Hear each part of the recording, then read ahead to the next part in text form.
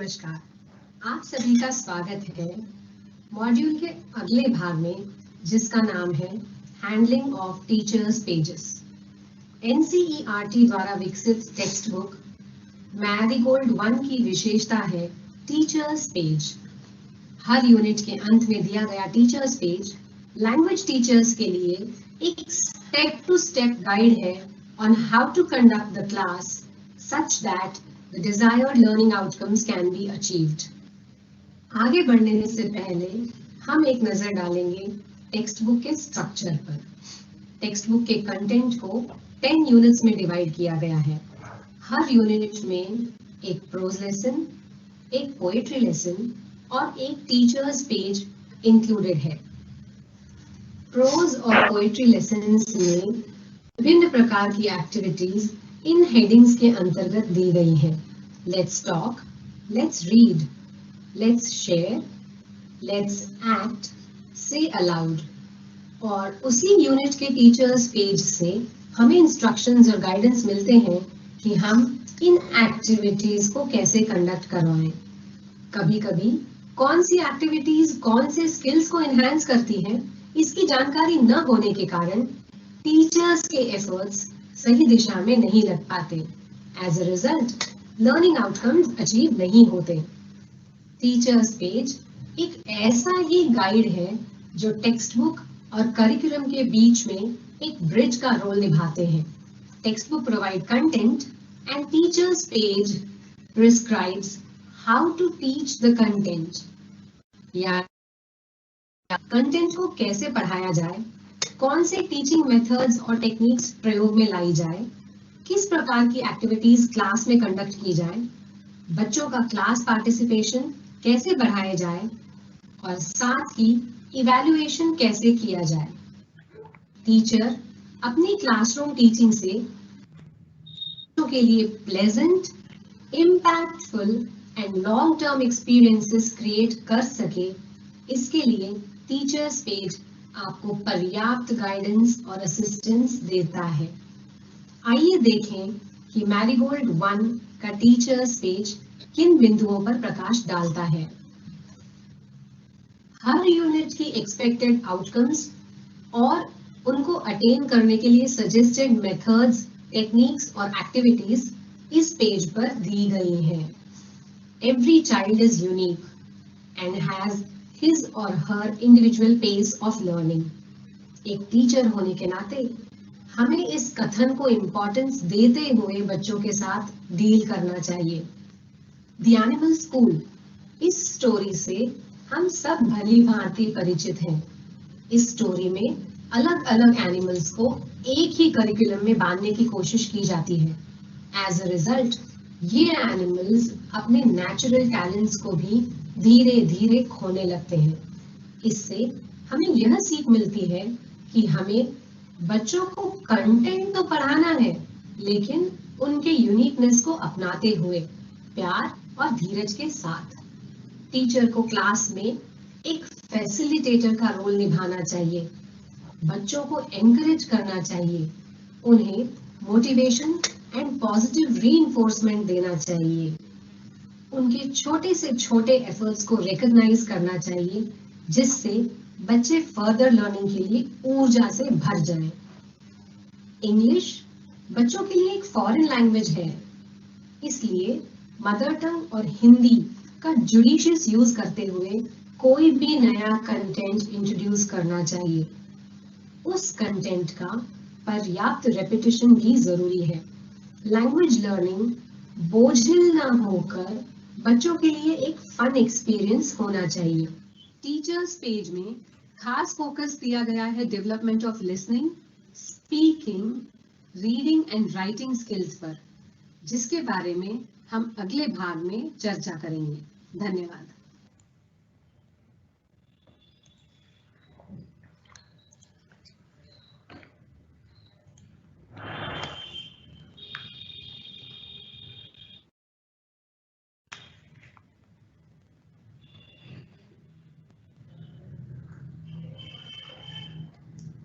थोड़ा सा यहाँ नेटवर्क प्रॉब्लम होने की वजह से कुछ टेक्निकल प्रॉब्लम्स हो गई थी बीच में, जिसके लिए हम माफ़ी चाहते हैं। तो वीडियो से हमने जाना कि मैरीगोल्ड 1 टेक्स्ट बुक को 10 यूनिट्स में डिवाइड किया गया है। आप देख सकते हैं हर यूनिट में एक प्रोज लेसन है और एक पोएट्री लेसन है।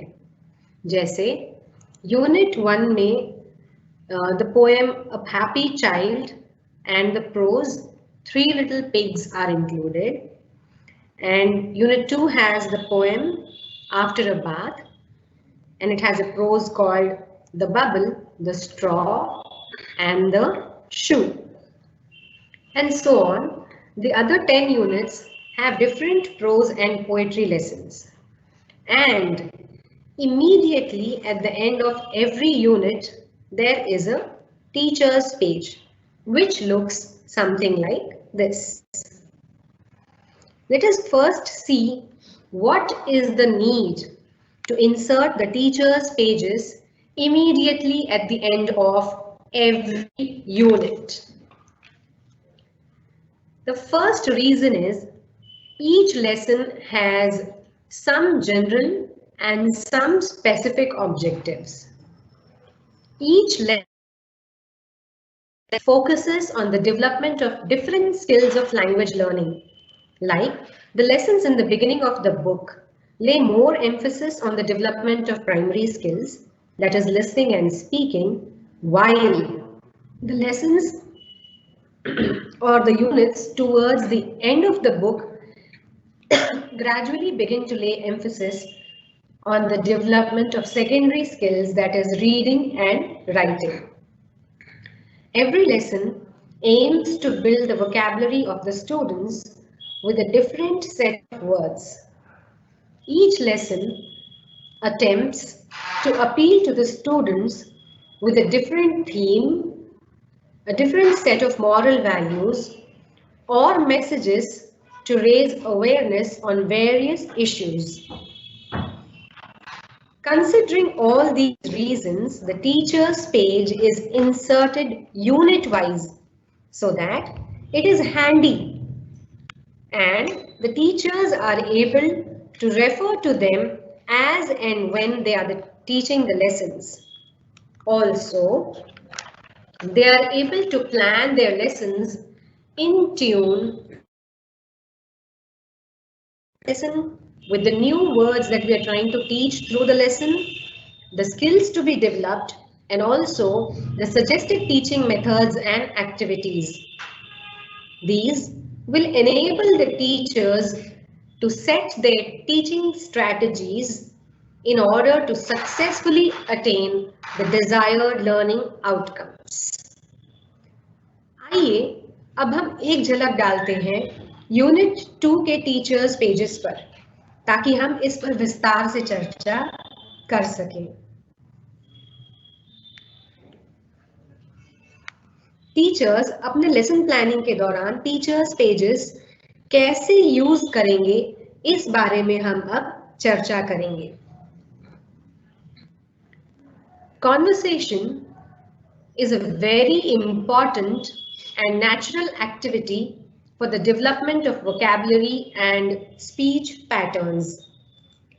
ठीक यूनिट 1 की तरह ही यूनिट 2 भी बच्चों के साथ ढेर सारी बातचीत करने पर जोर दिया गया है। अब आप ये मत सोचिएगा कि बच्चे हमसे या हम बच्चों से इंग्लिश में कॉन्वर्सेशन कर पाएंगे। शुरुआती कक्षाओं में कॉन्वर्सेशन या फिर इंटरैक्शन पर फोकस होना चाहिए और ना कि the language through which we are interacting. इस स्टेज पर बच्चों की मातृभाषा या क्षेत्रीय भाषा का भरपूर प्रयोग किया जाए, जिससे बच्चे आपके साथ घुल मिल सके और उनका भय निकल सके। जहां बच्चों का भय और झिझक निकला नहीं, वहीं उनकी लर्निंग भी रफ्तार पकड़ लेती है। हाँ, क्योंकि हमें इंग्लिश का एनवायरनमेंट क्रिएट करना है, तो हमें बच्चों के साथ इंटरैक्शन के दौरान इंग्लिश वर्ड्स का अप्रोप्रिएट यूज करते रहना चाहिए। जब हम इंग्लिश वर्ड्स यूज करें तो उसी वक्त उन इंग्लिश वर्ड्स का मीनिंग बच्चों को आप हिंदी में बताएं, ताकि आपकी बात वे समझ सके। अगर आप नहीं बताएंगे हिंदी में उस वर्ड का मीनिंग, तो शायद बच्चे आपकी पूरी बात क्यों कही जा रही है उसका तात्पर्य ही नहीं निकाल पाए। फॉर एग्जाम्पल, जब हम बच्चों से फ्रूट्स के नाम, मान लीजिए हम बच्चों को फ्रूट्स के नाम पढ़ा रहे हैं, तो आप कुछ इस तरह से उनसे बात करेंगे कि बच्चों, आज हम नेम्स ऑफ फ्रूट्स सीखेंगे। फ्रूट्स, फ्रूट्स यानी कि फल, और नेम्स, नेम्स यानी कि नाम। तो आप बच्चों से कहेंगे कि आप हमारे बाद रिपीट करिए, फ्रूट्स, फ्रूट्स यानी फल, नेम्स, नेम्स यानी नाम। इस तरह धीरे धीरे जब हम हर वर्ड का पर्याप्त रेपिटेशन क्लास में करेंगे, तो हम बच्चों की वोकैबुलरी बिल्ड कर पाएंगे। मैं यह भी जानती हूँ कि जितने भी टीचर्स ये ट्रेनिंग अटेंड कर रहे हैं, वे ये जरूर सोच रहे होंगे कि मैरीगोल्ड बुक 1, जो कि एक full fledged English text book है और जिसमें इतने बड़े बड़े लेसन्स हैं, वो भी इंग्लिश में, हम कैसे इन बच्चों को ये टेक्स्ट बुक्स पढ़ाएंगे जिन्होंने अभी तक फॉर्मल स्कूलिंग का बहुत उनको एक्सपीरियंस नहीं है। तो ये बात सबके मन में जरूर आई होगी। तो इस ट्रेनिंग में हम आपके इन सवालों का जवाब देते चलेंगे। यहाँ पर क्या इम्पोर्टेंट है, यह है कि बच्चों को लेसन का जो कंटेंट है वो समझ में आना चाहिए कि उसका क्या सेंट्रल थीम है, और साथ ही हर लेसन में कुछ न्यू वर्ड्स हमें बच्चों को सिखाने हैं, तो वो वर्ड्स बच्चे सीख जाए, उनको यूज करना सीख जाए, उनका सही प्रोनाउंसिएशन सीख जाए। लेसन में कौन से किरदार हैं, क्या कैरेक्टर्स आए हैं, इनके बारे में बच्चे चर्चा कर सके। जैसे उस कैरेक्टर का क्या रोल दर्शाया गया है वो बच्चे समझ सके, उसके बारे में अपनी राय बना सके, और अपनी राय जो उन्होंने बनाई है वो हम सबके साथ बच्चे शेयर कर सके।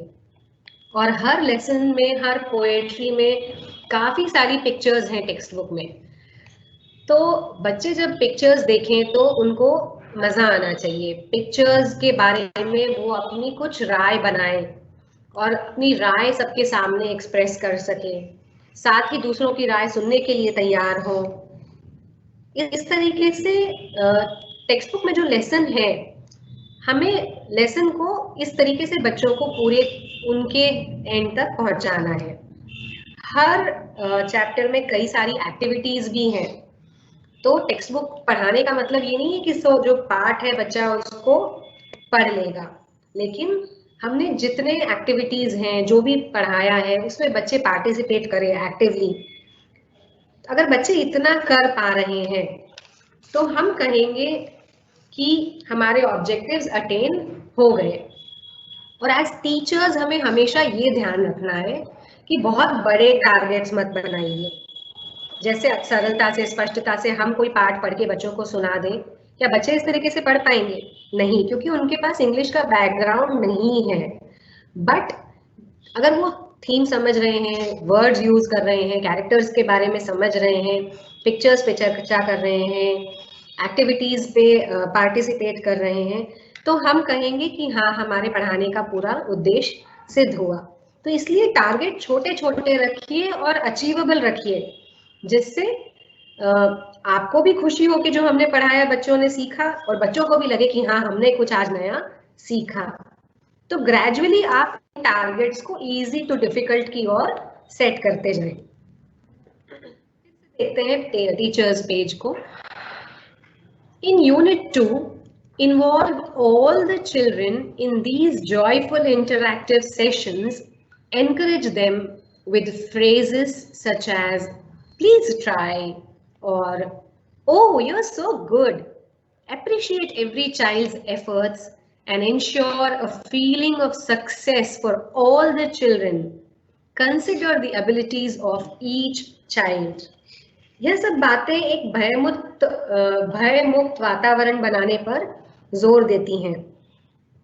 हमें बच्चों को, अगर बच्चे ने एक छोटी सी भी मान लो उसने ब्लू कलर ही सीख लिया है, और वो ब्लू कलर को आइडेंटिफाई करता है, तो टीचर्स को अपॉर्चुनिटी छोड़नी नहीं चाहिए बच्चों को उस लर्निंग को रिकॉग्नाइज करने के लिए, उनकी तारीफ करने के लिए। तो छोटी छोटी चीजें जब बच्चे सीखते जाते हैं, अगर हम उनको अप्रिशिएट करते हैं तो उनका मोटिवेशन बढ़ता जाता है। उनको लगता है कि अरे वाह, ये तो बहुत आसान था, मैंने बहुत अच्छे से इसको और जल्दी से इसको मैंने सीख लिया। और एक बात और कही गई है, consider the abilities of each child. तो हमारा हर बच्चा जो है क्लासरूम में वो यूनिक है ना। हमने पहले भी इस पर चर्चा करी है। कोई बच्चा दूसरे बच्चे के बराबर नहीं सीख सकता, उसी के साथ नहीं सीख सकता, हर किसी का अपना पेस ऑफ लर्निंग है। तो हमें उसको अप्रिशिएट करना चाहिए और अकॉर्डिंगली बच्चों से एक्सपेक्टेशन सेट करनी चाहिए। तो गिव देम टाइम, भले ही लर्निंग कम हो बट लर्निंग हो, that is the most important thing.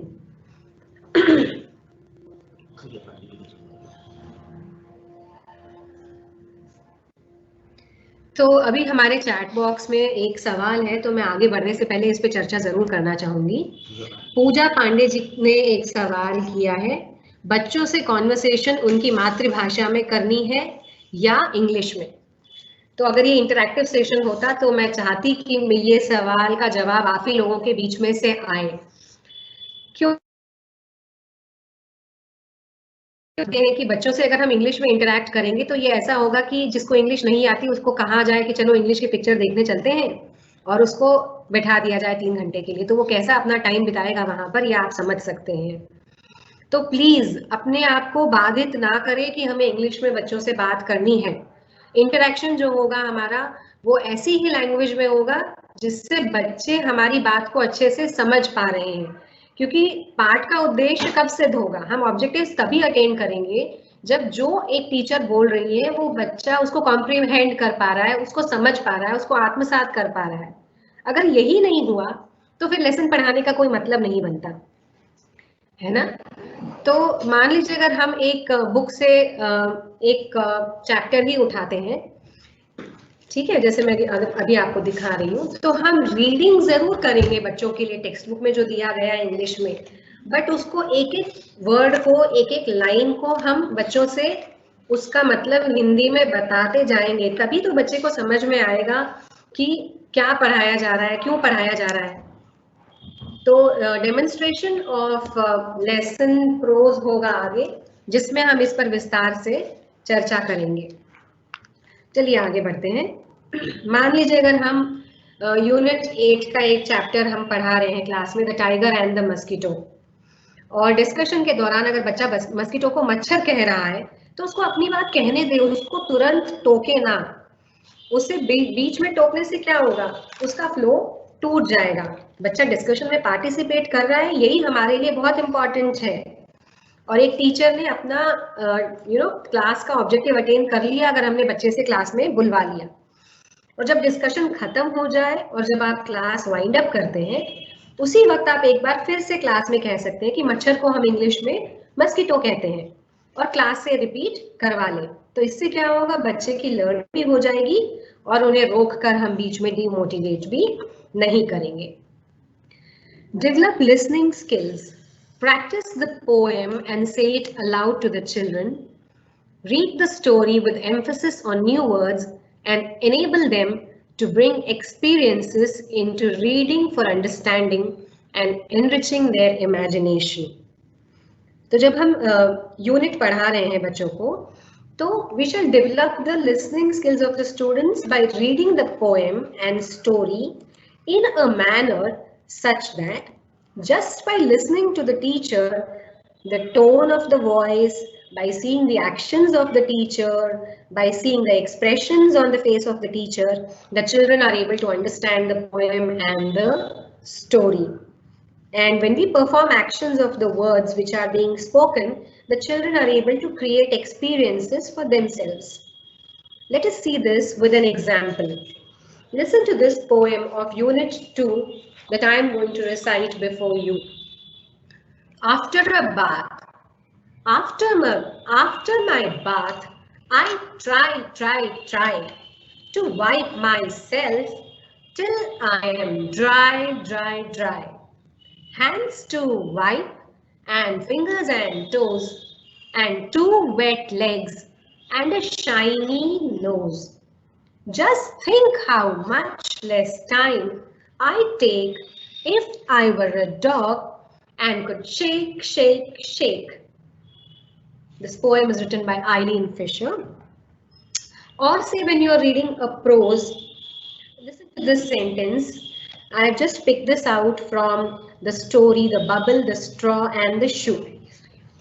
The bubble shook and shook with laughter and burst with a big bang. तो जिस तरीके से हम पढ़ते हैं, हम स्टोरी सुना रहे हैं, जिस तरीके से हम पोएम बच्चों के सामने रिसाइट कर रहे हैं, half the work is done. हमारे हाव भाव से ही बच्चे समझ जाते हैं कि इस लाइन का क्या अर्थ होगा. So it is very important that the teacher practices well before actually teaching a poem or a lesson in the class. हमारे चैट बॉक्स में एक क्वेश्चन और है जिसके बारे में मैं आगे बढ़ने से पहले बात करना चाहूंगी. मधुर पांडे जी ने एक क्वेश्चन पूछा है. The child of class 1 have not the language of alphabet. How can they understand or solve the question of prose or poem? आपने एकदम सही बात कही है. तो इसके लिए आपको मैरीगोल्ड टेक्स्ट बुक एक बार ठीक से गो थ्रू करनी पड़ेगी, क्योंकि टेक्स्ट बुक में क्या है, भले ही प्रोज और पोएम्स इंग्लिश में पूरी लिखी हुई है, बट जो एक्सरसाइजेस हैं उसमें कहीं पे भी इस तरीके का रिटन वर्क नहीं है कि बच्चों को वहां पे लिखना है. रिटन वर्क बच्चों का हमारा लीस्ट है. उनका प्रैक्टिस हम पढ़ाना स्टार्ट करेंगे शुरू के 45 डेज में स्कूल रेडीनेस प्रोग्राम में. तो हम ड्राइंग लाइंस, पैटर्न्स इनसे स्टार्ट करेंगे. और पूरे टेक्स्ट बुक में आप देखेंगे कि लेटर्स को कई पार्ट्स में बांटा गया है और हर यूनिट में हम बच्चों को सिर्फ लेटर राइटिंग ही सिखा रहे हैं. अभी अल्फाबेट पूरा भी नहीं सिखाया जाएगा. By the end of the text book, by the end of the session, you will be able to make the children write the alphabet A to Z. आपको एक दिन में नहीं सिखाना है. टेक्स्ट बुक के लेसन्स जो है बच्चों को समझने हैं, एंजॉय करने हैं, और उनमें जो एक्टिविटीज दी गई है उनमें पार्टिसिपेट करना है. एक्टिविटीज में कोई भी एक्टिविटी रिटर्न नहीं है जिसमें बच्चों को खुद से पूरा सेंटेंस लिखना पड़े. एक क्वेश्चन और है उर्वशी साहू जी का. उन्होंने कहा है कि आफ्टर अ बाथ पोएम में थर्ड लाइन है, उसमें आई अपॉस्ट्रोफी डी को कैसे प्रोनाउंस करेंगे. तो वो है I would. Okay, so I would. Let me go back to the poem for you. Just think how much less time I take if I were a dog. So it's I'd. Okay, it's I'd. It's just a short form for I would. Let's go ahead. Develop pronunciation. Read the text and say aloud with the children. Pronunciation skill develop करने के लिए हमें एक तरीका ये है कि हम बच्चों को rhyming words के through sounds जो है सिखा सकें. तो cry, dry, try, dog, fog, log, dine, fine, mine, cake, shake, take. इस unit में this set of words have been given so that we can teach the pronunciation of words to the children with the help of rhyming words. Exposure to language. Use sight words in the classroom by putting visuals and cue cards.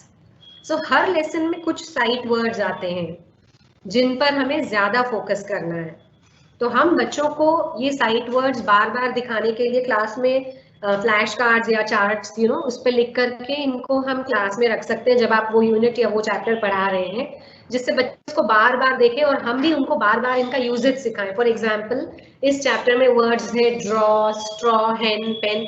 तो हम जब पढ़ा रहे हैं, मान लीजिए 10 दिन के लिए एक चैप्टर पढ़ा रहे हैं, तो उस दौरान इन वर्ड्स का ज्यादा से ज्यादा यूजेज करें और अलग अलग कॉन्टेक्स्ट में यूज करें. ड्रॉ, तो आप बच्चों से कह सकते हैं कि आज हम एक एप्पल ड्रॉ करेंगे, या फिर मैंने कल एक बनाना ड्रॉ किया था, एक ड्राइंग पे हम कलर करेंगे. तो वो वर्ड जब बच्चे बार बार सुनते हैं तो उसका यूजेज वो अलग अलग कॉन्टेक्स्ट में करना सीखते हैं और उनकी वोकैबुलरी स्किल्स जो है वो डेवलप होती हैं. Develop speaking skills. Have a talk on brushing teeth, washing hands, hygiene etcetera. So as much talking as we do in the class, We are training the child's ear to the new sounds and words of the language. Also, as much opportunity as you create for children, you are helping them to prepare for learning and acquiring a new language in a natural environment. तो talking is the most important. जितना talking teacher class में करती हैं उतना बच्चों का learning अपने आप होता जाता है. एक और एक्टिविटी इसमें सजेस्ट की गई है, conversation based on roll play. इस सेक्शन में ऐसे सेक्शंस हमारे हर यूनिट में डिवाइड किए गए हैं. तो इस सेक्शन में सभी यूनिट्स में बच्चों को रेड, येलो, ब्लू, ग्रीन इस तरीके से अलग अलग ग्रुप्स में डिवाइड करके विभिन्न प्रकार की एक्टिविटीज कराने का सुझाव दिया गया है. ये एक्टिविटीज टेक्स्ट बुक में दी गई एक्सरसाइजेस को भी और ज्यादा इंटरेस्टिंग बनाने में सहायक है. जैसे group red is given the activity, let them say I try to save water as they wipe themselves with towels. तो आप ग्रुप, जो रेड ग्रुप डिवाइड किया है आपने, उस ग्रुप को आप कह सकते हैं कि आप मेरी बात रिपीट करें और एक्शन के साथ करवाएं. I try to save water and you also ask them to wipe themselves with the towel. So you can ask them to do the acting, you know, of how they wipe themselves with the towel. So you will make them repeat the word wipe. तो इससे बच्चे wipe का usage सीख जाते हैं.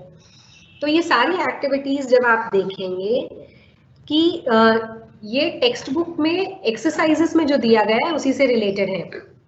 जैसे कि group yellow को जो एक्टिविटी दी गई है, mix some soap in a bowl of water, stir it to build up bubbles, use it for the floating or sinking activity if you like.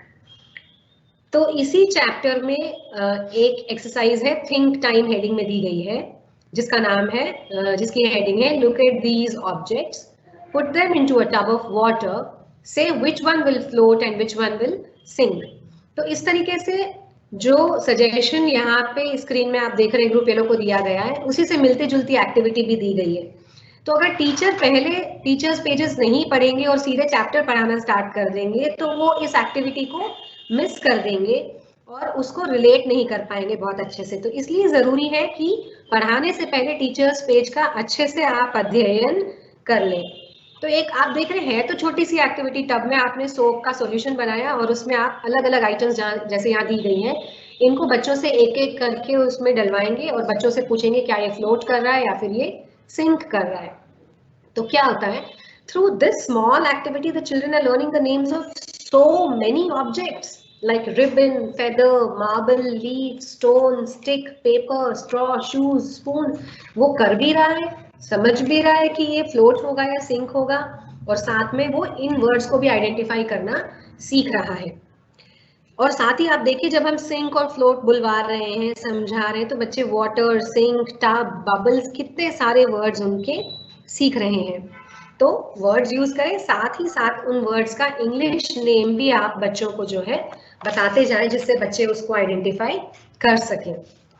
Late us see what are development of writing skills or fine motor coordination skills.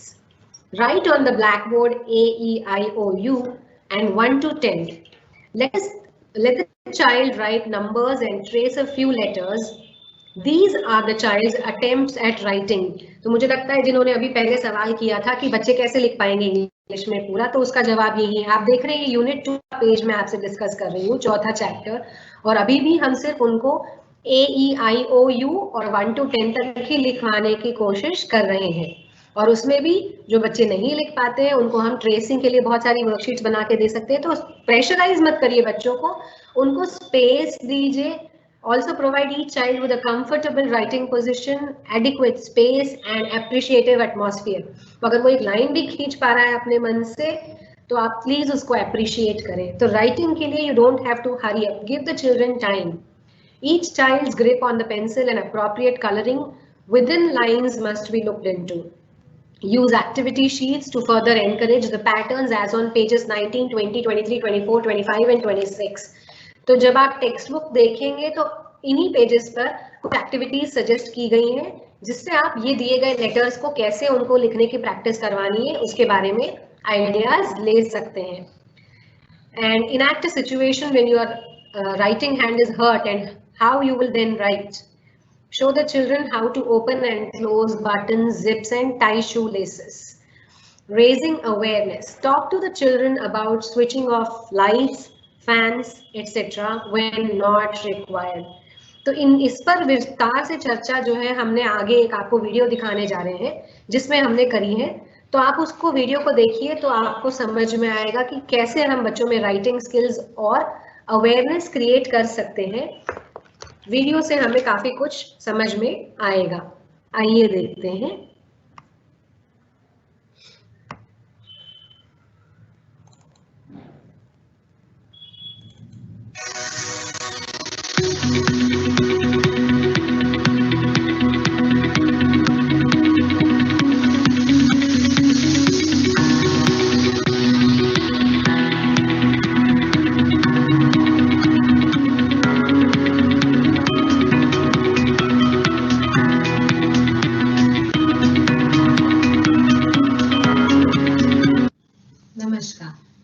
Handling of teachers pages के अगले भाग में आपका स्वागत है। इस भाग में हम देखेंगे कि एक फॉरेन लैंग्वेज जो कि हमारे कॉन्टेक्स्ट में इंग्लिश है, उसके language skills, listening, speaking, reading and writing को बच्चों में कैसे डेवलप किया जाए जिससे बच्चे बर्डन ना फील करें। एक्टिविटीज के माध्यम से कैसे हम खेल खेल में बच्चों के लिए इंसिडेंटल लर्निंग के अपॉर्चुनिटीज क्रिएट कर सकते हैं।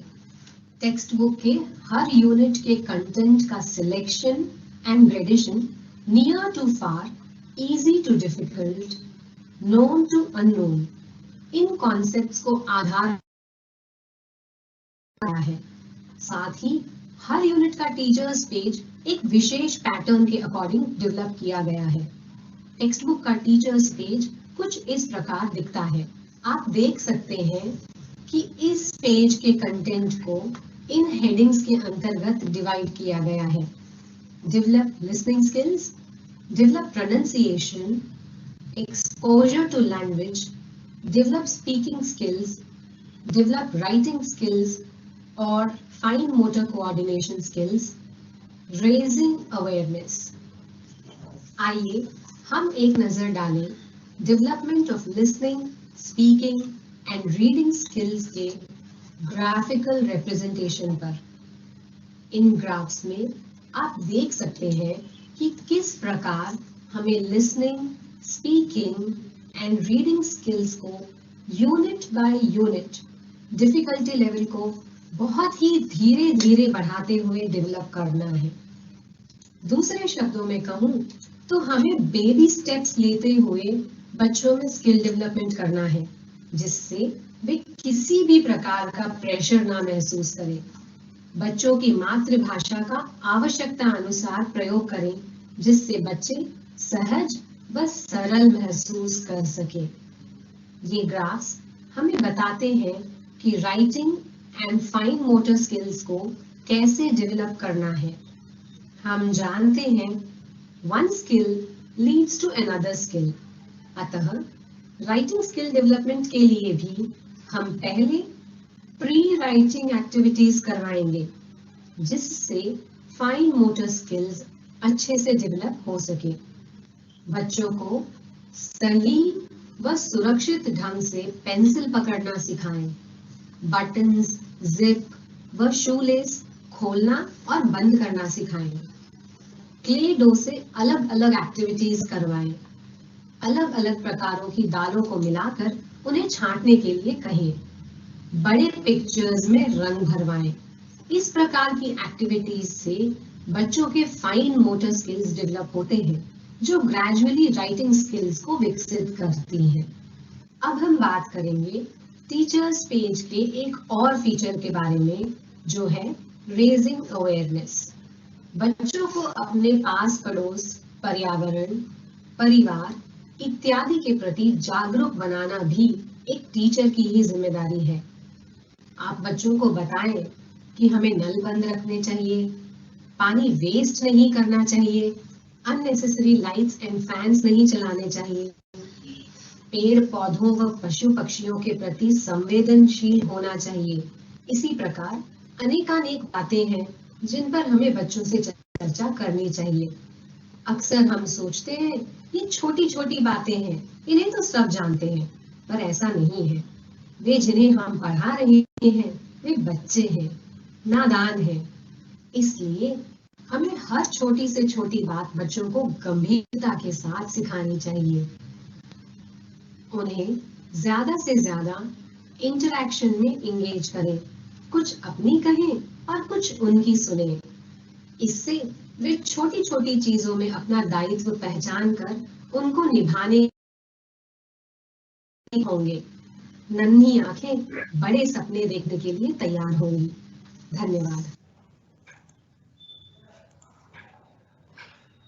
In the next part, Mrs. Pritpal Kaur Tripathi will discuss about the graphical representation of development of language skills.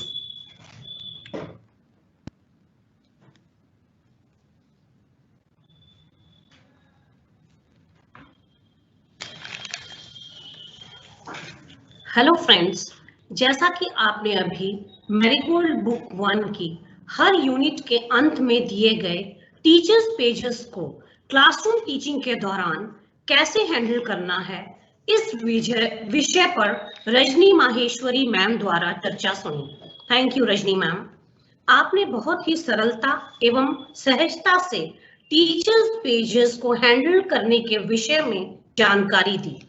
इसी कड़ी में मैं प्रितपाल कौर त्रिपाठी आप सभी के सामने लैंग्वेज स्किल्स को बच्चों में डेवलप करने की यूनिट वाइज प्रोग्रेस अप्रोच की ग्राफिकल रिप्रेजेंटेशन की एक झलक प्रस्तुत करने जा रही हूँ। क्लास में इंग्लिश लैंग्वेज पढ़ाने से पहले listening, speaking, reading and writing का एक ब्लूप्रिंट अपने माइंड में तैयार रखना है। आप सभी टीचर्स हैं, of course you all know how to teach. आप सभी को लग रहा होगा कि इस ट्रेनिंग में क्या नया है, हमें तो सब आता ही है। लेकिन यकीन मानिए, अगर आप इस ट्रेनिंग को ध्यान से सुनकर समझेंगे तो स्वयं ही बोल पड़ेंगे, इट्स डिफरेंट। पहली बात तो यह ऑनलाइन ट्रेनिंग है। दूसरा, एनसीईआरटी की बुक मैरीगोल्ड को हैंडल करना है, जो हमारी प्रेजेंट बुक कलरव से कई मायनों में भिन्न है। आप जानते ही होंगे कि प्री प्राइमरी स्कूल भी खुलने जा रहे हैं। हमें यह मानकर चलना है कि बच्चों के लर्निंग आउटकम पर एक सेट स्टैंडर्ड तय है कि पर्टिकुलर लेवल तक बच्चों ने कितना सीखा। आप सब विस्तार से language skills that is listening, speaking, reading, writing के बारे में जानते ही हैं।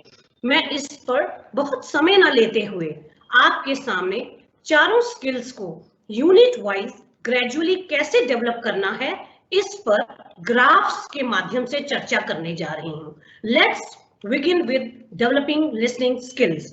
अब तक की ट्रेनिंग में आप जान ही चुके होंगे कि मैरीगोल्ड बुक 1 में 10 यूनिट्स हैं। इन यूनिट्स का डिवीजन कैसे किया गया है, आप चैट बॉक्स में लिखकर हमें सेंड करें, जिससे हम एवं आप स्वयं अपनी लिसनिंग स्किल और अटेंशन स्पैन का मूल्यांकन कर सकें। यही हमें क्लास में टीचिंग लर्निंग प्रोसेस के दौरान भी करना है। चलिए अब लिसनिंग स्किल को बच्चों में ग्रेजुअली कैसे डेवलप करना है कि ग्राफ को कुछ इस तरह समझने का प्रयास करें। आपकी स्क्रीन पर जो ग्राफ दिख रहा है, यह डेवलपिंग लिसनिंग स्किल का ग्राफ है। इसमें वर्टिकली हमने यूनिट्स को दर्शाया है और हॉरिजॉन्टली कंटेंट्स। अब आप इसमें देख सकते हैं कि हमें यूनिट 1 और यूनिट 2 में पोएम और स्टोरी को रीड अलाउड करना है, जिससे कि बच्चे सभी शब्दों से, इंग्लिश के शब्दों से परिचित हो सके। इसी तरह से हमें यूनिट 3 में पोएम को एक्शंस के साथ रिसाइट करना है और स्टोरीज को रोल प्ले के साथ उनके सामने प्रेजेंट करना है। और हमें यह ध्यान देना है कि इसे मातृभाषा में ही उन्हें समझाना है। पहले मातृभाषा, उसके बाद इंग्लिश के शब्दों को इंट्रोड्यूस कराना है, जिससे कि वो कंफर्टेबल महसूस कर सकें। और यूनिट 4 तक आते आते now the children look forward to active approach of hearing, doing and participating. वो इतने यूज्ड टू हो जाएंगे कि वे अपने आप रिस्पॉन्ड भी करेंगे, क्योंकि जितना ध्यान से वे सुनेंगे उतना ही ध्यान से वे बोल पाएंगे। इस ग्राफ से यह पता चलता है कि किस तरह ग्रेजुअली बेसिक लिस्टिंग स्किल्स को यूनिट वाइज डेवलप करना है। इसका मतलब हरगिज यह नहीं है कि केवल यूनिट 4 तक ही इस पर ध्यान देना है। इसके बाद टीचर की जिम्मेदारी और बढ़ जाएगी, क्योंकि quality wise and quantity wise her unit में आगे बढ़ने पर अब new words, sentence formation, new concepts आदि का लर्निंग लेवल बढ़ता जाएगा। Listening helps to speak clearly, helps to pronounce words properly. आइए अब रुक करते हैं डेवलपिंग स्पीकिंग स्किल्स के ग्राफ पर। इसमें भी हमने वर्टिकली यूनिट्स दी गई हैं और हॉरिजॉन्टली कंटेंट्स को दर्शाया गया है। अब इस पर हम गौर करें तो यूनिट 1, 2 एंड 3 में हमें उनसे बहुत बातचीत करनी है, क्योंकि हम अपनी मातृभाषा में ही पहले बात करेंगे, जिससे कि वो सुने और सुन के इन जनरल जो भी हम उनसे बातचीत कर रहे हैं, जनरल कन्वर्सेशन, उसका जवाब दे सके। और हमें वार्म अप एक्टिविटीज करानी है, हमें पोएम और स्टोरी से रिलेटेड सिंपल क्वेश्चंस पूछने हैं। फिर जैसे जैसे हम आगे बढ़ते हैं यूनिट 4 तक, तब तक हमें पोएम और स्टोरी में आए गए शब्दों को बच्चों के आसपास के वातावरण से रिलेट करना है, उनको कोरिलेट करना है, उनको बताना है कि उनका यूसेज क्या है। इसी तरह यूनिट 5 तक आ जाते, अभी स्पीकिंग स्किल पर हम ध्यान दे रहे हैं, उन्हें A to Z तक अल्फाबेट आने चाहिए। आप किसी भी एक्टिविटी के द्वारा या पोएम के थ्रू उन्हें A to Z तक जरूर सिखाएं, जिससे कि वे A to Z बोल पाएं, बता पाएं। और यूनिट 6 तक जाते जाते उन्हें 1 से 20 तक नंबर्स आने चाहिए। नंबर्स की पहचान अभी वो बाद में करें, लेकिन सुनकर वो बोल सकें, समझ सकें और हमें सुना सकें। और एक बात आपको ध्यान रखनी है कि मैरी गोल्ड बुक में यूनिट 7 बहुत मोस्ट इंपॉर्टेंट है, क्योंकि यहीं से सारी स्किल्स का शूटअप होता है। तो यूनिट 7 तक आते आते बच्चे राइम्स, चाहे वो इंग्लिश हो, हिंदी हो या उनकी मातृभाषा में हो, उसको सबके सामने बोल पाए। उनका ये कॉन्फिडेंस लेवल यूनिट 7 तक आते आते बढ़ना चाहिए। इसी तरह यूनिट 8 में हम उनको कोई भी पिक्चर दिखाएंगे, उसके विषय में वे अपने विचार व्यक्त कर पाएं। अभी चाहे वो इंग्लिश में ना कर पाएं, लेकिन वे अपनी मातृभाषा में और हिंदी में अपने विचार जरूर व्यक्त कर पाएं। और बीच बीच में इंग्लिश के शब्द भी इंट्रोड्यूस आप करवाते रहें। इसी तरह से यूनिट 9 में they will begin to say a few dialogues in their own words. अब वे हिंदी में भी डायलॉग्स बोल पाएंगे और यहाँ तक आते आते वे इंग्लिश में भी कुछ वर्ड्स, कुछ डायलॉग्स अपने आप बोल पाएंगे। और यूनिट 10 तक आते आते they will learn to communicate verbally. पहले इंग्लिश सीखने से पहले तो हमें उनका कॉन्फिडेंस लेवल हाई करना है, उसी के लिए हमें कई एक्टिविटीज करानी है। तो इस ग्राफ में बच्चों की स्पीकिंग स्किल्स को ग्रेजुअली डेवलप करने के लिए लर्निंग प्रोसेस को दर्शाया गया है। कक्षा में टॉपिक शुरू करने से पहले जनरल बातचीत करके बच्चों को कंफर्टेबल फील कराएं और उन्हें ज्यादा से ज्यादा अपने विचारों को व्यक्त करने का अवसर दें। अब चलते हैं हम डेवलपिंग रीडिंग स्किल्स के ग्राफ पर। इसमें भी 1 से 10 यूनिट्स दी गई हैं और 1 से 1 कंटेंट दिया गया है। अभी तक आपने सुना लिसनिंग और स्पीकिंग, अब ये रीडिंग स्किल्स हैं। Reading is the process of looking at a series of written symbols and understanding the meaning. अब इसमें यूनिट 1 में उनको 2 letters at least read करने आने चाहिए, यानी उनको जो लेटर्स हैं उनकी पहचान आनी चाहिए, उनको इस साउंड्स के बारे में पता होना चाहिए और उसको जोड़ करके वे हमको बता सकें। और इसी तरह यूनिट 2 में भी वही सेम प्रैक्टिस करवानी है। और यूनिट 3 तक आते आते वे A-E-I-O-U को रीड कर पाएं। हमें अभी उन्हें यह नहीं बताना है कि ये वोवल्स हैं, लेकिन उनको यह जरूर आ जाना चाहिए रीड करना कि ये A-E-I-O-U लेटर्स हैं। इसी तरह यूनिट 4 तक आते आते वे थोड़े थोड़े वर्ड्स रीड कर पाएंगे। हर यूनिट में, हर पोएम में छोटे छोटे 3 लेटर वर्ड्स, 4 लेटर वर्ड्स हैं। यूनिट 4 तक उन्हें यह पढ़ने आने चाहिए। इसी तरह ग्रेजुअली हम यूनिट 7 तक जब पहुंचेंगे, जैसा कि मैंने पहले बताया कि मैरीगोल्ड में यूनिट 7 एक टर्निंग पॉइंट है. Unit 7 is the most important unit in Marigold book. Unit 7 में they will be able to read few lines. Unit 7 तक आते आते वे लाइन पढ़ना सीख जाएंगे. इसी तरह आगे प्रोसेस में बढ़ते बढ़ते यूनिट 9 तक they will be able to read a text. और यूनिट 10 तक आते आते they will develop independent reading habit. इस ग्राफ में बच्चों की रीडिंग स्किल्स को ग्रेजुअली डेवलप करने के लिए लर्निंग प्रोसेस को दर्शाया गया है. बच्चों में लैंग्वेज स्किल्स डेवलप करने के लिए कक्षा में प्रिंट रिच एनवायरनमेंट प्रदान करें, जिससे बच्चे पोएम और स्टोरी से रिलेटेड साइट वर्ड्स को देखें और रीड करें. कई टीचर्स ने पूछा था कि ये साइट वर्ड्स क्या है. साइट वर्ड्स वे हैं जो पोएम में कुछ वर्ड्स जो हम चाहते हैं कि बच्चे सीख जाए, और स्टोरी में भी जो इंपॉर्टेंट वर्ड्स हैं उन्हें हम एक चार्ट पेपर पर लिख करके स्कूल में पेस्ट कर दें क्लास में, तो उससे वो रोज ही वो वर्ड्स जब देखेगा तो ग्रेजुअली वो सीखेगा और उसे रीड करने की कोशिश करेगा. चलिए अब चलते हैं नेक्स्ट स्किल पर, which is developing writing skill. अब राइटिंग स्किल को मैं 3 सोपानों में आपको समझाऊंगी. सबसे पहले हमें जब नंबर्स उनको लिखने सिखाने हैं, ये आपको नोट करना है कि हमें एक साथ सब कुछ नहीं सिखाना है. हमारी मैरीगोल्ड बुक में यूनिट 1 में 1 से 6 तक ट्रेसिंग दी गई है और यूनिट 2 में 7 से 10 तक. हमारी मैरीगोल्ड बुक में 1 से 10 तक ही ट्रेसिंग की एक्सरसाइजेस दी गई हैं और 11 से 20 तक हमें उन्हें ब्लैक बोर्ड पर लिख करके बताना है कि ये कौन सी संख्याएं हैं और इन संख्याओं को कैसे इंग्लिश में बोला जाता है.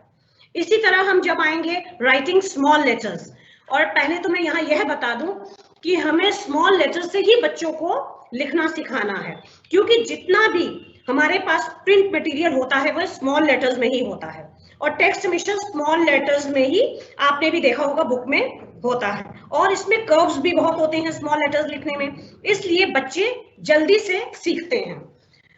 तो कैपिटल लेटर्स से स्टार्ट ना करते हुए सबसे पहले हमें स्मॉल लेटर्स से स्टार्ट करना है, और स्मॉल लेटर्स से पहले हमें उन्हें पैटर्न्स और स्ट्रोक्स से स्टार्ट करना है. जैसे यूनिट 1 में मैरीगोल्ड बुक में कुछ पैटर्न्स और स्ट्रोक्स दिए गए हैं. इसी तरह से यूनिट 2 में आप देख रहे होंगे ग्राफ में कि जो लेटर्स दिए गए हैं वे हैं E, F, U, V, W, A, C, B, D, G, I, J, H. ये ट्रेसिंग के लिए लेटर्स दिए गए हैं. अब आप ये सोचेंगे कि ये सीक्वेंस में क्यों नहीं पढ़ाई जा रही है A to Z. इसको स्टार्टिंग में हमें सीक्वेंस में बताना ही नहीं है हमें, क्योंकि आपने देखा होगा क्लास में जब आप ABC सुनते हैं बच्चों से तो वे सुना देते हैं, लेकिन जब आप बीच बीच से उनसे लेटर्स पूछते हैं तो नहीं बता पाते हैं. तो इसीलिए कि वे लेटर्स की अच्छे से पहचान कर पाएं तो आपको उसको सीक्वेंस में नहीं बताना है, इसे एक प्रोसेस के थ्रू आपको जाना है. सबसे पहले पैटर्न्स, उसके बाद है ये शब्द दिए हुए हैं यूनिट 2 में, और यूनिट 3 में दिया गया है ट्रेसिंग के लिए A, E, I, O, U, और यूनिट 4 में है M, N, P, Q, T. अब जब 4th यूनिट तक हमने उन्हें अल्फाबेट की पहचान करवा दी, स्मॉल लेटर्स की पहचान करवा दी है, तो यूनिट 5 में A to R से ट्रेसिंग के लिए कहा गया है, एक्सरसाइजेस दी गई हैं. इसी तरह यूनिट 6 में S to Z तक ट्रेसिंग के लिए एक्सरसाइज दी हैं, और यूनिट 7 जैसा कि मैंने कहा कि ये मोस्ट इंपॉर्टेंट यूनिट है इस टेक्स्ट बुक की, इसमें A to Z तक आपको ब्लैक बोर्ड पर लिखना है और उनको नोटबुक पर लिखवाना है. अब आते हैं कैपिटल लेटर्स पे. अभी तक हमने नंबर्स सीख लिए, हमने स्मॉल लेटर्स सीख लिए, अब आती है बारी कैपिटल लेटर्स की. कैपिटल लेटर्स कि जो पैटर्न राइटिंग है वो 7th यूनिट में दी गई है, और उसके बाद 8th यूनिट में A to L तक ट्रेसिंग का दिया गया है, 9th यूनिट में M से V तक, और 10th यूनिट में W to Z या और A to Z तक की पूरी ट्रेसिंग दी गई है. इन ग्राफ्स में बच्चों के writing skills numbers 1 to 10, small letters and capital letters को ग्रेजुअली डेवलप करने के लिए लर्निंग प्रोसेस को दर्शाया गया है. We know that one skill leads to the next skill. To maintain the order of learning, Marigold 1 provides the opportunity to the children to learn to listen before they can speak and learn to read before they can write. In the same manner, exercises are given in the textbook and teachers' pages are included to guide the teacher to help the children achieve the desired learning outcome. अब अंत में मैं यही कहना चाहूंगी कि education जीवन की तैयारी नहीं, ये अपने आप में ही एक जीवन है। And remember, children are not things to be moulded but are people to be unfolded. Thank you very much. Have a nice day.